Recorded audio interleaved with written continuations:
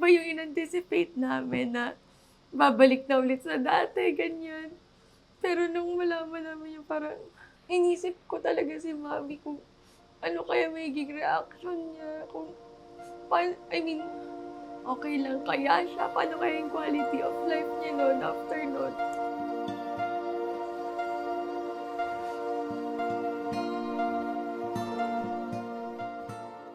Hello po, magandang araw. Ako po si Sofia Ariola. Anak po ko ni Mary Ann Ariola. Nag-undergo siya ng 3 different operations sa De Los Santos Medical Center last year. So, una po, ang ginawa sa kanya, nilagyan siya ng tracheostomy. And then, sa pangalawang operasyon, naging thyroidectomy tas radical neck mass dissection. So, dun po nakita sa pangalawang operasyon na hindi lang pala siya thyroid cancer, kundi nag-spread pa siya doon sa ibang bahagi, kundi pati na rin sa larynx at saka sa esophagus. Kaya nagkaroon pa ng pangatlong operasyon, which is yung laryngectomy, esophagectomy, tas gastric pull-up po.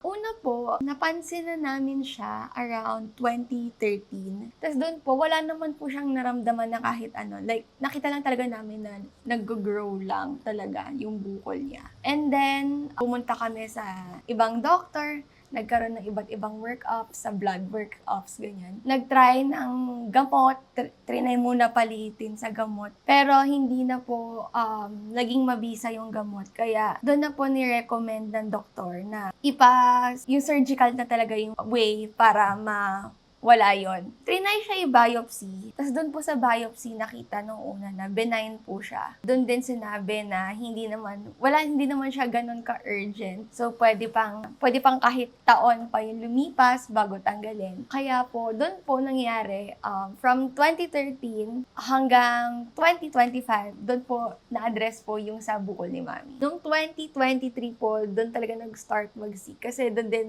na nag-grow na talaga siya na as in, hindi na siya tulad nung mga dati na ang bagal na or na maliit lang siya na ang tagal niya. Noong 2023, ang bilis na po ng growth din talaga ng bukol niya.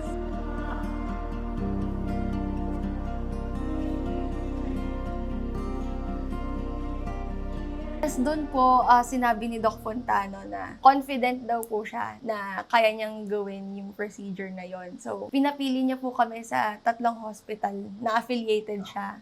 Pero yon, out of 3, pinili po namin is yung De Los Santos Medical Center. At saka pinag-pray po talaga namin kung saan kami dadalhin. Tapos nung pangalawang operation po, parang binigyan pa rin kami ng option kung gusto namin sa ibang hospital or sa Delo. Tapos si Mami po, ayun, doon talaga siya naging firm na gusto daw niya talaga sa Delo. Nakita niyo po kung gaano ka-caring yung mga staff, especially yung mga residents po. Talagang yun yung pinaka-main decision, niyo po talaga, is yung mga, kumbaga parang hindi lang sila basta nurse or basta isang doktor, pero sila po yung, during our difficult times, sila po yung naging source of hope namin.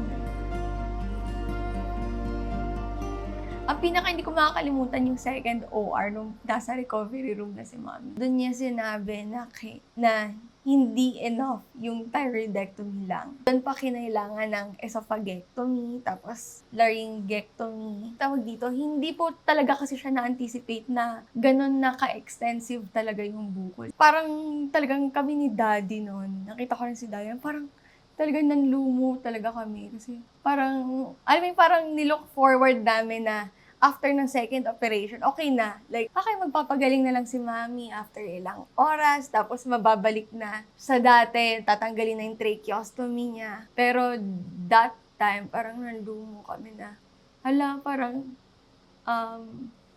tawag dito, magiging permanent na yung tracheostomy niya, tapos hindi na siya makakapagsalita, ganun. So, parang, that moment, parang,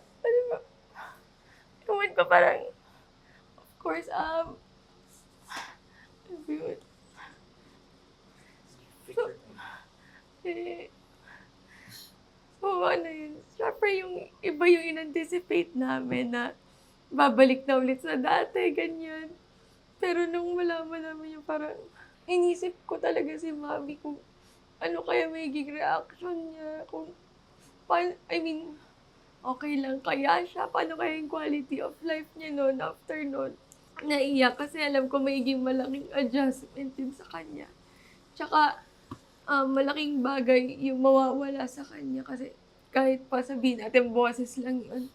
Pero siya kasi talaga, mahilig siyang kumanta, ganyan. Tapos, lagi ko siya talagang kakwentuhan. Ganon.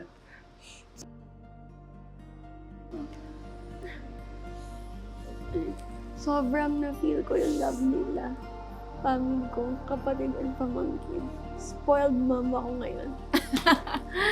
Ano po, ako first of all, on behalf of our family, talagang nagpapasalamat talaga kami sa expertise ni Doc Fontano, sa knowledge, wisdom niya, sa skills.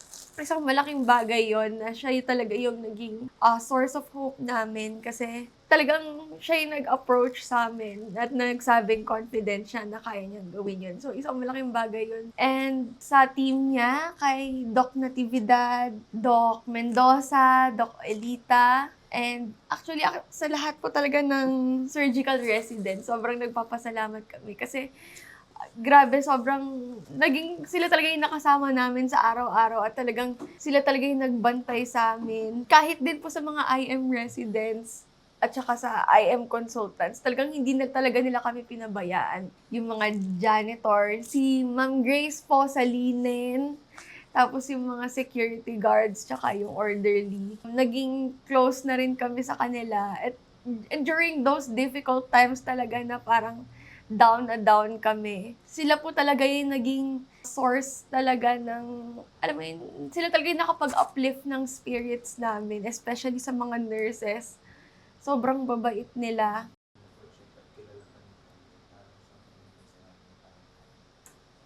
Yun. Kumbaga parang nagkaroon na din talaga ng personal relationship with them.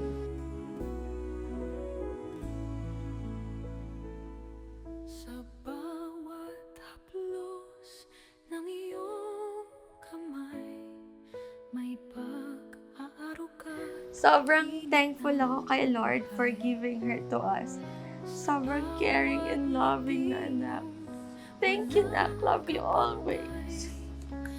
Love you. Gumagaan ang lumbay, di lang lunas, di lang gamot, kundi alagang paos sa loob. Kalina ka rito, di ka nag-iisa, may yakap ng pag-ibig, may tunay na aruga sa bawat sakit.